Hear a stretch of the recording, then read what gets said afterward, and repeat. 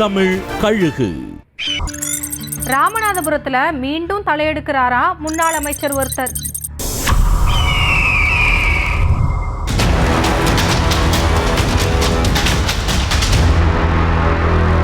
ராமநாதபுரத்துல அதிமுக ஆட்சி காலத்துல செல்வாக்கு மிகுந்த நபரா வலம் வந்தவர் முன்னாள் அமைச்சர் மணிகண்டன். எடப்பாடி பழனிசாமி முதல்வரா இருந்தப்ப பதவி பறிக்கப்பட்ட ஒரே அமைச்சரா இருந்த மணிகண்டன் அதுக்கப்புறமா நடிகை சாந்தினி பாலியல் புகார் விவகாரம் விஸ்வரூபம் எடுத்து சைலண்ட் மோடுல இருந்தாரு. அப்பப்ப கட்சி சார்பில் போராட்டம் ஆர்ப்பாட்டத்துல தலை காட்டிட்டு வந்தாரு.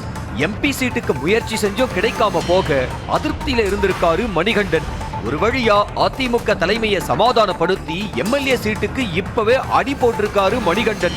அதிமுக தலைமையும் இணக்கமா பேசி இருக்கிறதா சொல்லப்படுது.